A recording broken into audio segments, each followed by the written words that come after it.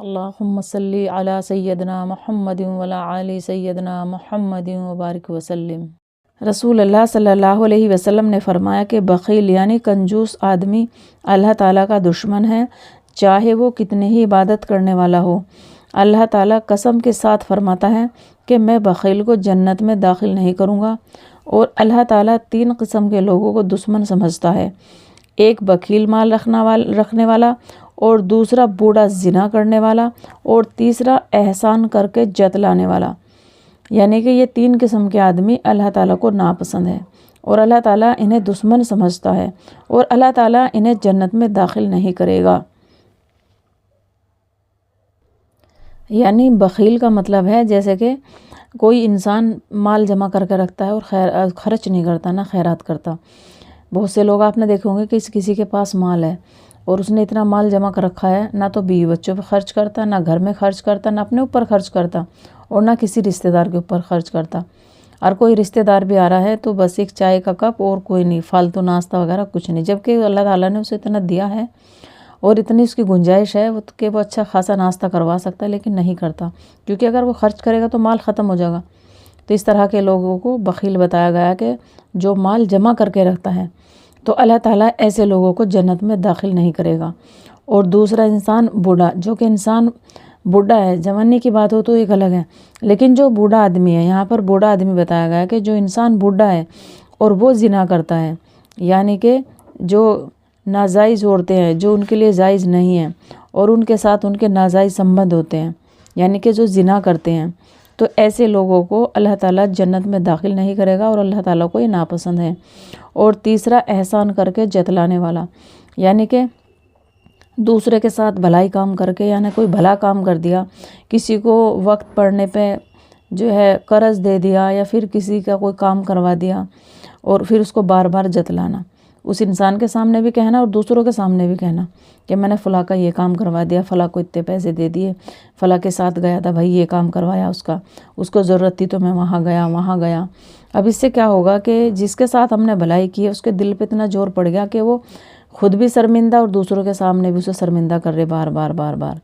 تو ایسے لوگ اللہ تعالیٰ کے ناپسندیدہ ہیں، اور ایسے لوگوں کو اللہ تعالیٰ جنت میں داخل نہیں کرے گا۔ اللہ تعالیٰ نے قسم کے ساتھ فرمایا ہے کہ میں بخیل کو جنت میں داخل نہیں کروں گا،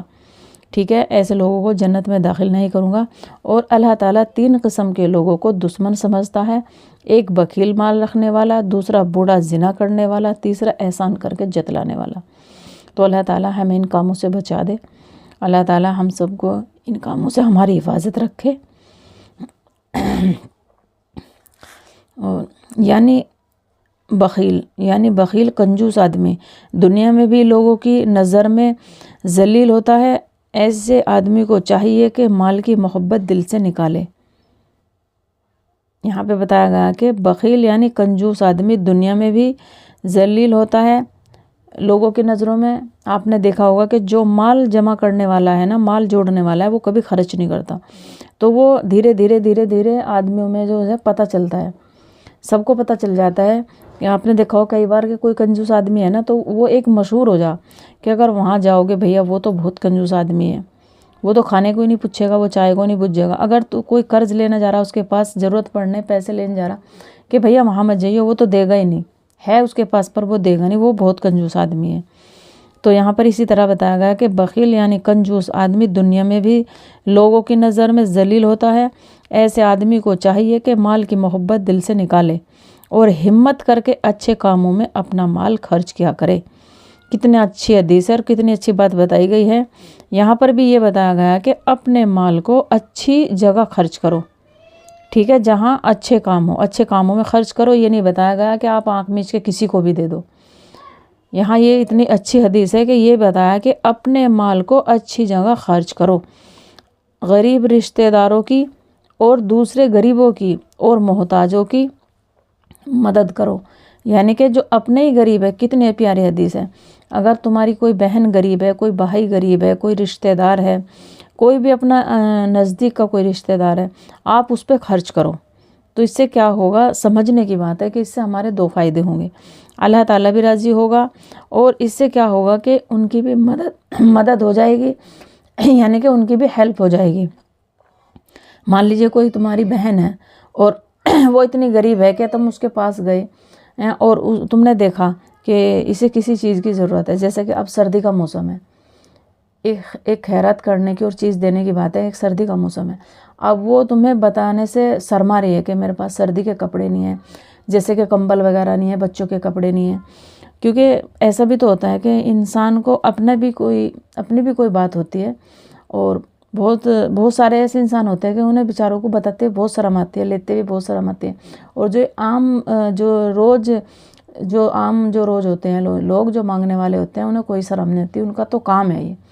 انہوں نے ایک دھندا بنا رکھا ہے مانگنے کا، انہیں تو صبح اٹھ کے چلنا ہے، ان کو تو ایک اس طرح سے سمجھو جیسے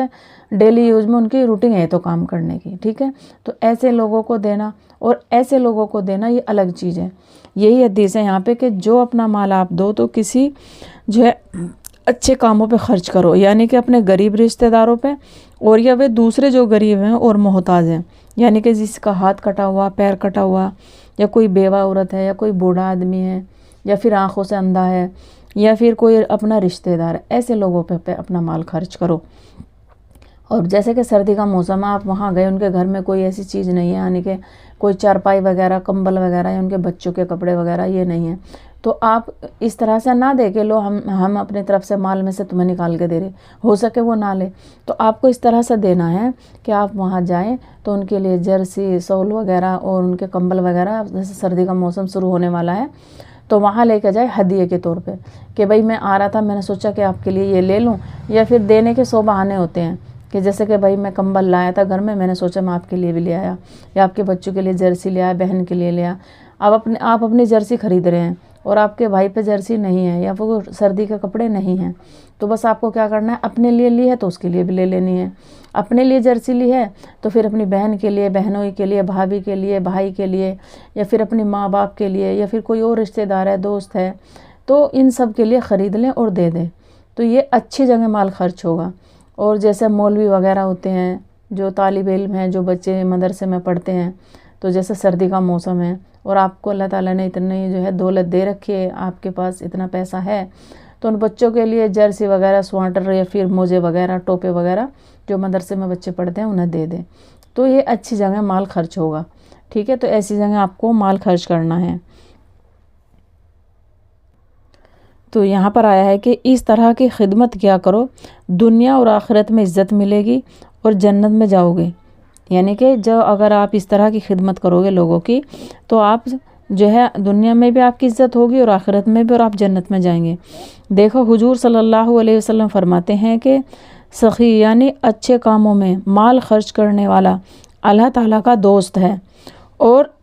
دوزخ کی آگ سے دور ہے، یعنی کہ جو اس طرح کا انسان ہے وہ اللہ تعالیٰ کا دوست ہے